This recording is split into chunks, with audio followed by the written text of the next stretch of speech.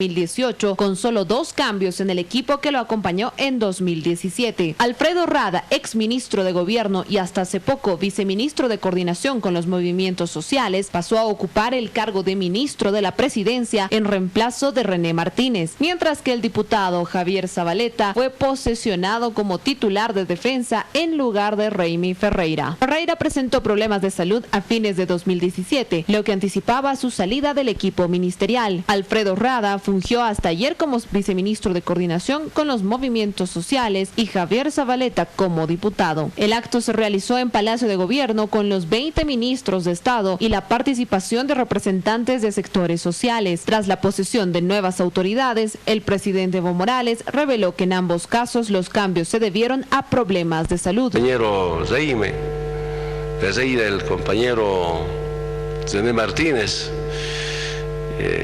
ser sustituidos con otros 2 compañeros. Agradezco el acompañamiento pese a problemas de salud de los 2 hermanos, acompañó hasta el final y un aplauso para ellos por su trabajo. Uno de los ministros que más tiempo está acompañando al presidente Evo Morales es el ministro que en este momento se encuentra en el set de televisión universitaria, La Nueva Televisión. Recordando también su casa, porque usted ha estudiado en la Universidad Mayor de San Andrés, ha tenido cargos dirigenciales en la UNSA. Señor ministro, ¿cómo está? Buenas noches. Buenas noches, Jimena. Un privilegio estar en tu programa. Muchas gracias por la invitación. Un saludo cordial a la comunidad universitaria de San Andrés, al pueblo paceño, a la opinión pública. Primero que sí, evidentemente, recuerdo bien el canal universitario. Claro que funcionaba en el último piso, aquí en el edificio hoy, en la 6 de agosto. Y recuerdo que una vez que yo era candidato a la FUL, éramos varios candidatos y teníamos un debate a pocas horas de realizarse las elecciones universitarias. Y hubo un fuerte ventarrón que hizo que alguna lámina cayera detrás mío. Y claro, como estábamos en vivo, yo tenía que aguantar el dolor y simular que no había sentido nada. Pero la gente decía, ha sido el elegido, decía, porque estábamos qué bonita anécdota. Sí. Entonces sí, he pasado por la dirigencia universitaria y estaba recordando que varios de los que estamos en el gabinete también hemos estado vinculados a la UNSA. De hecho, Roberto Aguilar fue rector. Zabaleta, que ahora ingresa al ministerio, fue dirigente de la FUL. Alfredo Rada, el otro ministro nuevo, fue dirigente en economía antes que yo, antes de mi generación. Y en fin, creo que hay varios que nos hemos formado acá. Sí. ¿Siente usted por lo visto tiene usted mucho cariño por la Universidad Mayor de San Andrés, por toda esa lucha de la autonomía, por todo el tema de la historia, por todo el carácter ideológico y político también que le da la formación a los jóvenes, ¿no? Sí, es un privilegio porque obviamente de dónde hemos aprendido a relacionarnos con movimientos sociales, con la gente, en fin, es universitaria. ¿No? No me ha tocado estar en las luchas duras contra la dictadura militar, yo soy muy posterior a esa etapa, pero obviamente eran también luchas complejas. Recuerdo que en una FUL inclusive murió un dirigente, ¿no? En la época de Ramiro Tapia murió un dirigente de apellido Urresti, algo por ahí. Entonces la dirigencia universitaria ha sido una gran escuela. La gente los recuerda, algunas personas que hemos estado en el trabajo periodístico, cuando usted era responsable del CEGIS, fue también director ejecutivo nacional del CEGIS, eso fue casi a finales del 2000, pero siempre usted estuvo acompañando a todo lo que han sido organizaciones sociales y campesinas del Oriente, ¿no? Sí, efectivamente. Era un tiempo en el que pensábamos que la sociedad debería fortalecer sus mecanismos autogestionarios. Pensábamos que habían indígenas que empezaron a visibilizarse a partir de la marcha de 1990. Nosotros nos incorporamos como universidad a esa movilización. Entre paréntesis estaba viendo este comunicado, esta solicitud de solidaridad que tú hacías, Jimena, para indígenas que están en la UNSA. Esos indígenas están en Casarabe, son indígenas de Liviato y de Pata de Águila. Son dos comunidades indígenas sirionos. Y los recuerdo bien porque yo trabajé con ellos. Yo me fui al Beni a trabajar el año 95 y después asumí la dirección nacional del CEGES el año 2000. Nuestra intencionalidad fue visibilizar a los otros indígenas, porque la temática indígena se restringía a los aymaras y quechuas, pero los otros indígenas, los de tierras bajas, estaban invisibilizados. Y los otros indígenas además se movían en un escenario de mucha debilidad organizativa, digamos, porque eran grupos muy dispersos geográficamente, que no habían consolidado estructuras fuertes. La correlación de fuerzas de las élites de poder en el Oriente era absolutamente hegemónica. Entonces, trabajar con los otros indígenas fue significativo y de ahí emergieron propuestas técnicas como la territorialidad, la Asamblea Constituyente. Marchamos de Santa Cruz a La Paz el año 2002 por Asamblea Constituyente. Y sobre todo de ahí emergió en gran medida la propuesta de Estado plurinacional, porque precisamente los indígenas del Oriente demandaban la pluralidad, el reconocimiento de las diferencias culturales como una nueva categoría de organización estatal. En todo ese recuerdo y ese repaso que nos está haciendo todos, el 2006, a los pocos meses de que el presidente Evo jura como presidente del Estado, de la República en ese tiempo, usted fue proclamado candidato departamental a la Asamblea Constituyente, ¿no?, por las propias organizaciones indígenas de Santa Cruz. Sí, evidentemente, porque yo no formé parte del gabinete del presidente Evo Morales. Apoyé en la campaña del año 2005, tenía una relación muy estrecha con el vicepresidente García Linera, también lo conocía el presidente.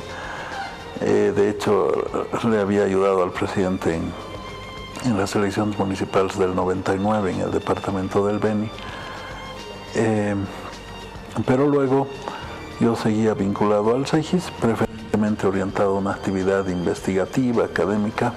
No me imaginaba volver a hacer política y fueron las organizaciones indígenas las que me proclamaron candidato departamental por Santa Cruz. Ganamos esa elección.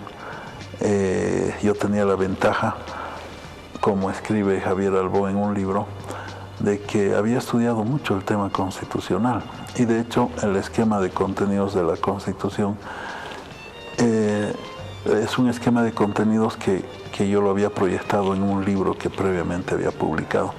Entonces eso me puso en ventaja en el debate electoral, digamos, hacia la Asamblea Constituyente, y fue una buena experiencia haber participado en ese evento, ¿no? El 2007 ya fue designado presidente de la Comisión de Recursos Naturales Renovables, Tierra, Territorio y Medio Ambiente. Usted era el elegido para uno de los grandes logros de estos 12 años de gobierno, la Asamblea Constituyente, la nueva Constitución Política del Estado. Sí, y tal vez las comisiones más difíciles eran tres, eran la de visión de país, la de autonomía y la de tierra y territorio. A mí me encargaron tierra y territorio porque esa era mi experiencia profesional en realidad. Yo me había dedicado al tema agrario, al tema indígena, al tema rural, los recursos naturales. Fuimos la primera comisión que logró consensuar, logramos consensos en los articulados, pese a que la composición era polarizada con las fuerzas conservadoras. Pero hicimos un trabajo muy importante, recorrimos el país, organizamos muchos eventos, hicimos publicaciones inclusive de nuestras deliberaciones periódicamente y paradójicamente ese trabajo, digamos, de la Comisión de Tierra y Territorio luego me significó que me tomaran en cuenta para el Ejecutivo. El presidente me invitó al Ejecutivo, ¿no? Hablemos un poquito de la Asamblea Constituyente Hablemos, por ejemplo, el momento en el que discutían uno de los aspectos tan actuales, el de la reelección. Me acuerdo que el debate original se inclinaba porque la reelección no tenga límites, ¿no? Se ponía inclusive de manera expresa algo así como reelección indefinida. Indefinida, sí, literalmente. Ese trabajo correspondió a la comisión del órgano ejecutivo, comisión de la estructura funcional del poder, que tocaba el ejecutivo, el legislativo y el ejecutivo y el legislativo, me parece. Esa comisión creo que fue presidida por César Cocarico, que ahora es ministro de Desarrollo Rural, si no me falla la memoria. Y ese artículo quedó así en la aprobación que se hizo en Oruro. Luego hubo un ajuste en el debate congresal posterior. Estamos hablando de ese foro deliberativo, ¿no?, el que se instaló en Oruro. 160 de los 255 constituyentes aprobaron el texto constitucional que establecía el periodo de mandato del presidente, presidenta, vicepresidente o vicepresidente de 5 años y pueden ser reelectas o reelectos de manera continua por una sola vez. El movimiento al socialismo no tenía la mayoría suficiente, estaban también la oposición y había los pueblos del Oriente, los que no querían la reelección indefinida. Cuéntenos esa parte. No, los pueblos del Oriente nunca se opusieron. ¿La CIDOB con Chávez no? No, porque Chávez era orgánico al MAS. ¿No? Chávez se distancia del MAS el año 2011, en oportunidad de la marcha por el Timnis, o sea, mucho después, ¿no es cierto? Más bien Chávez convocó a una marcha que salió de Santa Cruz hacia Sucre, para defender los contenidos de la Constitución, y entre ellos estaba la reelección continua.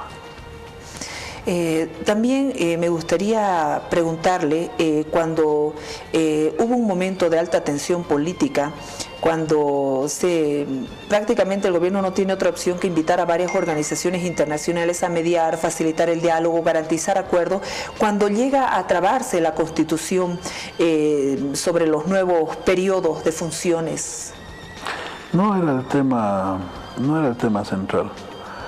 El tema central era la autonomía, ¿no? Y evidentemente, después de la coyuntura del 11 de septiembre del año 2008, cuando se produce la masacre de Porvenir en el departamento de Pando, se avisoraba la inminencia de una guerra civil en el país. Fundamentalmente el epicentro podía haber sido Santa Cruz, porque los movimientos sociales se movilizaron hacia Santa Cruz.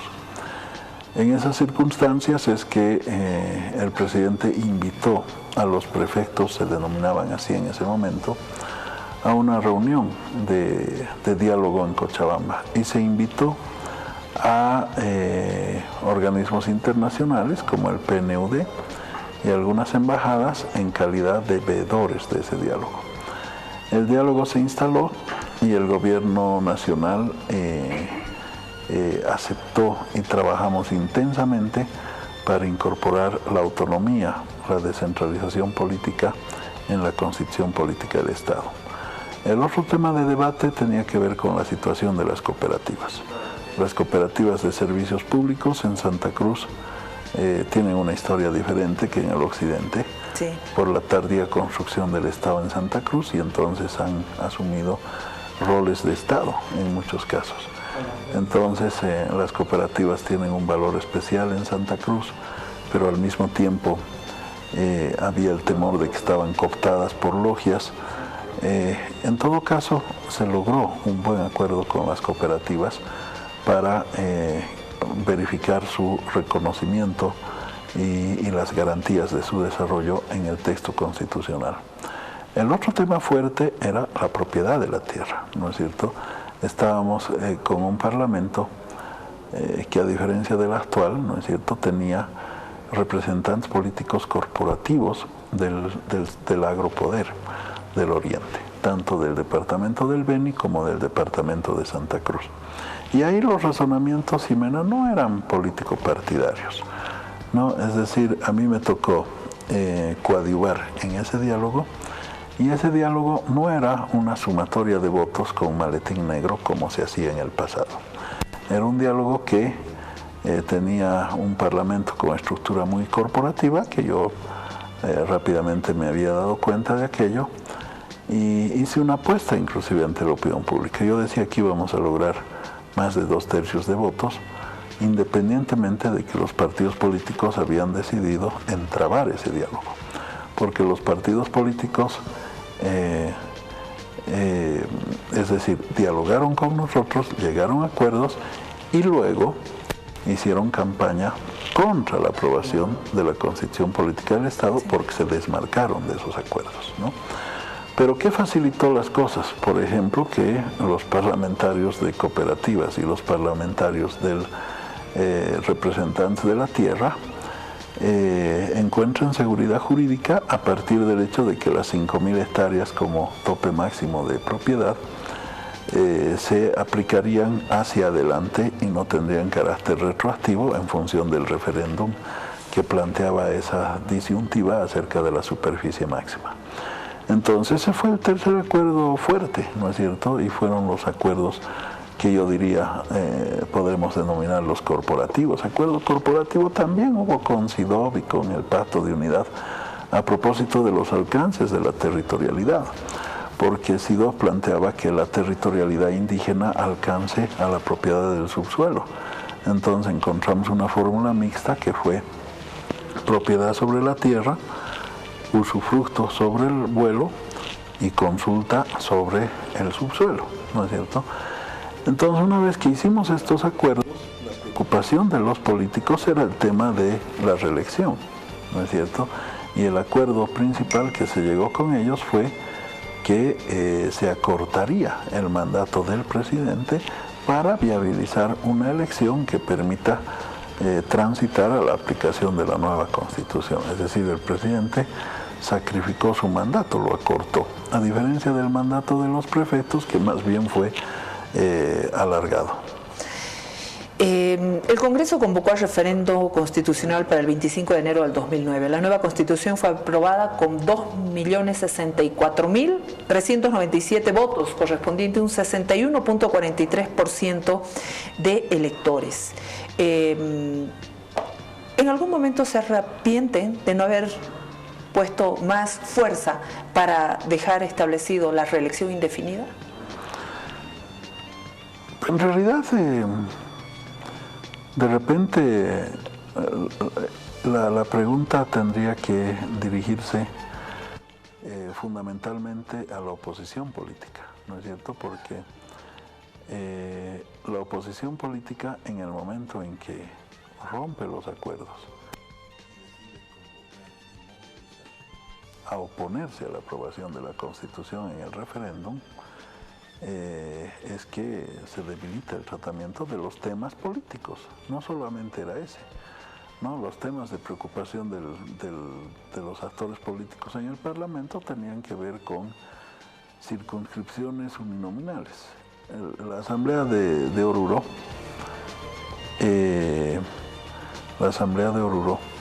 no aprobó circunscripciones uninominales, ¿no? Aprobó plurinominales, solo aprobó uninominales. Y la oposición tenía miedo porque, de acuerdo al sistema con un sistema de solo uninominales ya no tenía posibilidades de acceder al Parlamento en muchos casos.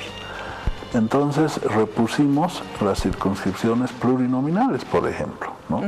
Bajo el razonamiento también de que esto permitía generar alianzas con sectores de clase media, profesionales, en fin, cuya presencia es necesaria en el Parlamento. La oposición planteó, entre otras preocupaciones políticas, el tema de la República. Ellos reivindicaban un Estado republicano contra un Estado plurinacional. Les explicamos que el Estado plurinacional es una tipología como tal, y la República es un sistema de gobierno, y así quedó en la Constitución. Por eso insertamos la República en el artículo 11. El tema de la reelección o los periodos, la contabilización de los periodos, fue un tema que lo debilitaron ellos mismos al haberse desmarcado de los acuerdos.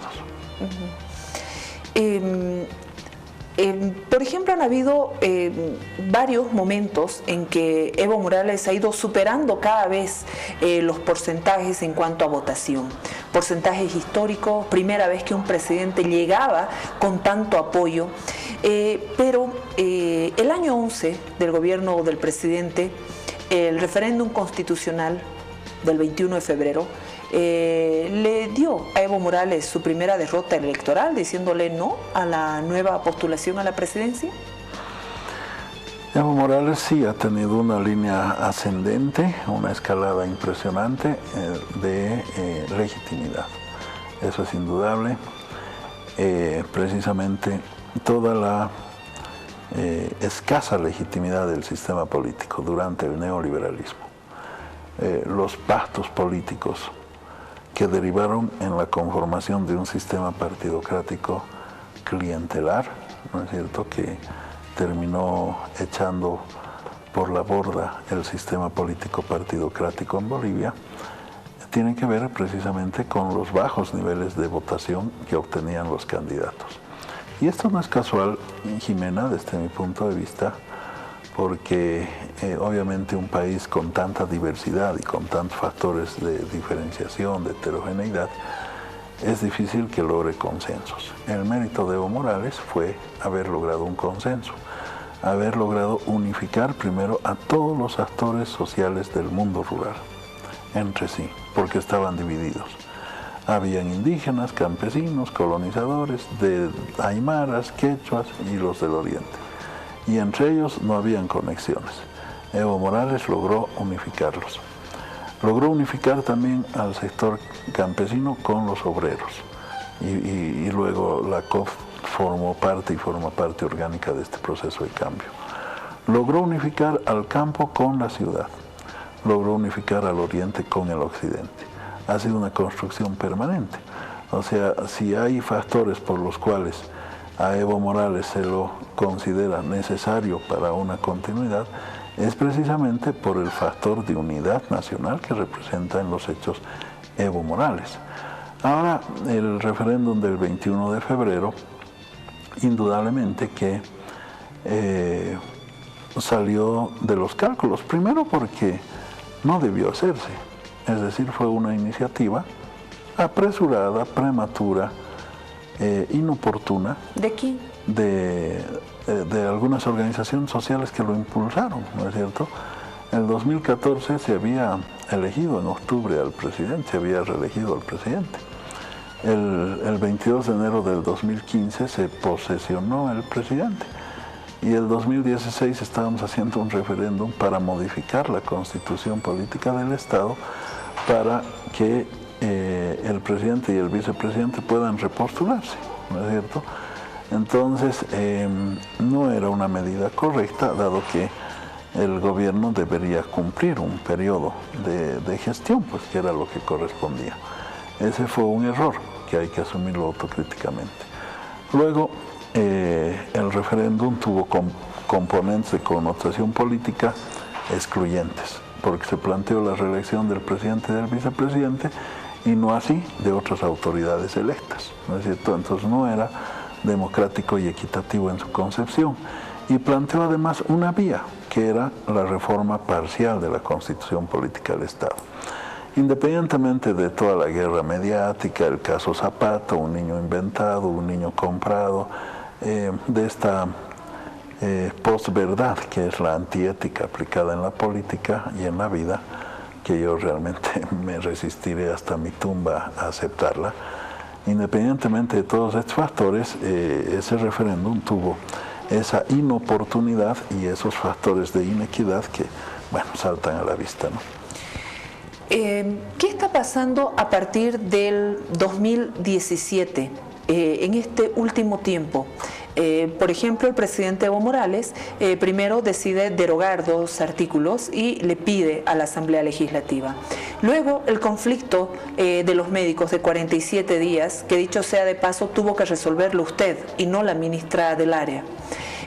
ahí decide abrogar el nuevo código, pedir a la Asamblea Legislativa la abrogación del nuevo código del sistema penal.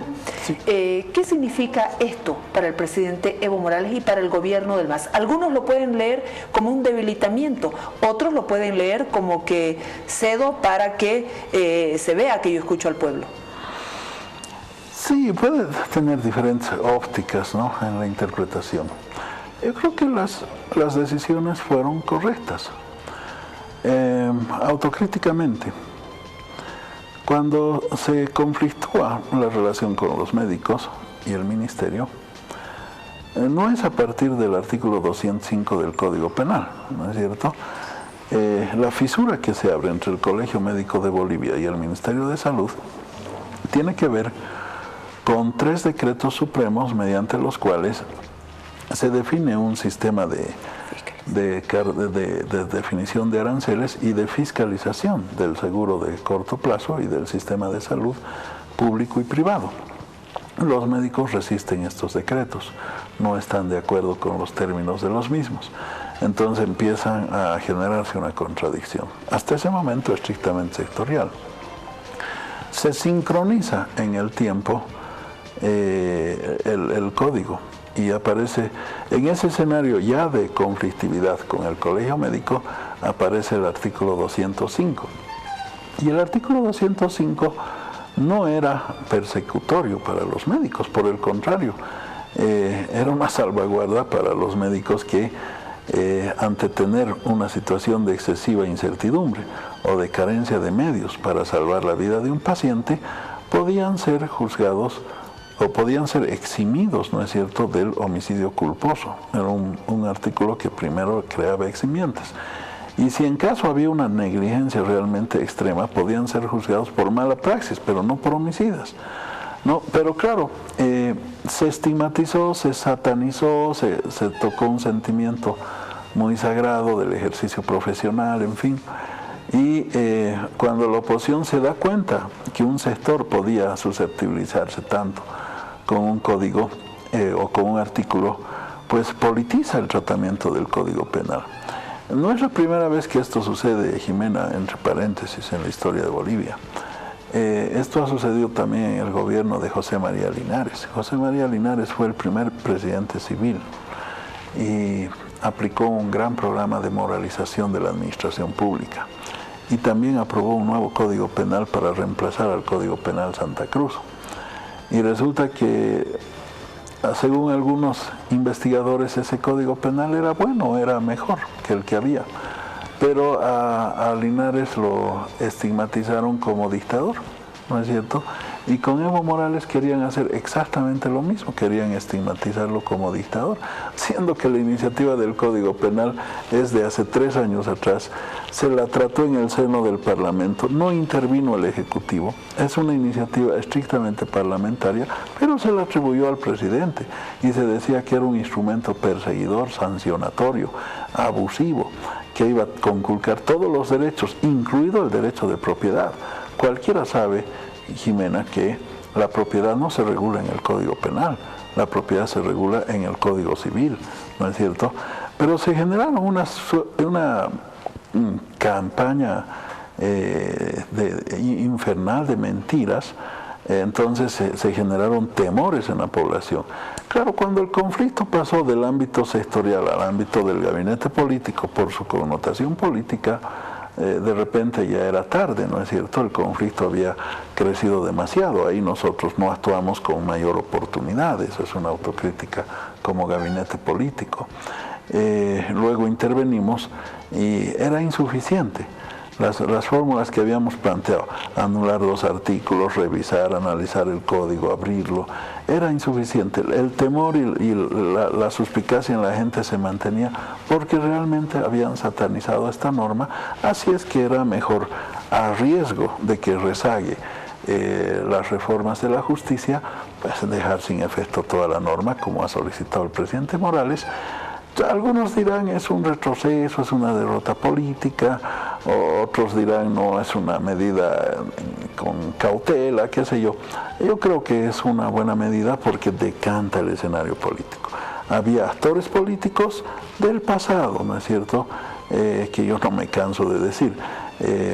Se conectan con el señor Berzaín, empiezan a agitar, dicen hay que estigmatizar a Morales como autoritario, al gobierno como dictador, ¿no? Y ponen caras de izquierdistas inclusive, o de algún dirigente social como el señor Vidma por delante, ponen caras de cívicos que aparecen como apolíticos, pero en realidad tienen nexos con políticos tradicionales, ponen caras de agrupaciones ciudadanas, plataformas ciudadanas, que aparentemente son organizaciones civiles, pero que tienen nexos con políticos tradicionales, no todas seguramente, pero una buena parte de ellas.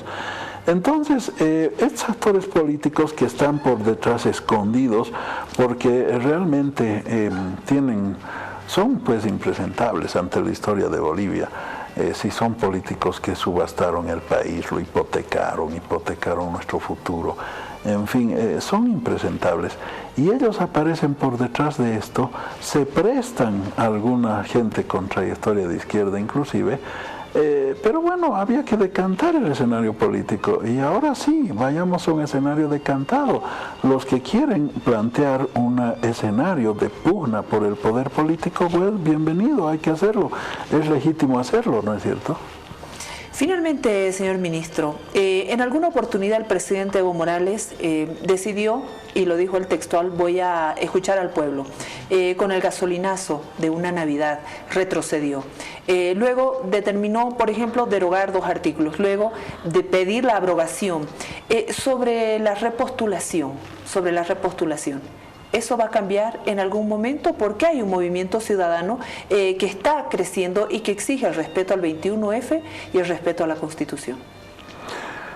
Es 23 de enero del 2018 y las elecciones son en octubre del 2019.